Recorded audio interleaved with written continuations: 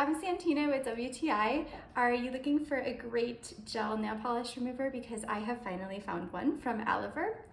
I was really struggling because I love doing at-home manicures, but I just could not find something that was working to get my nail polish off after a week or two when it was starting to chip and not look so great.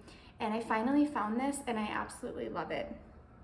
All I do is file the top of my nails a little bit first, apply this just like I would a regular nail polish, and then I wait about 5 to 7 minutes and it will start to bubble up, start to come up all on its own.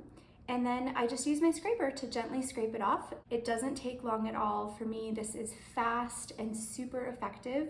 It's worked really well. I use it every time I take off my nail polish and do a different manicure. I even use it before I go to the salon.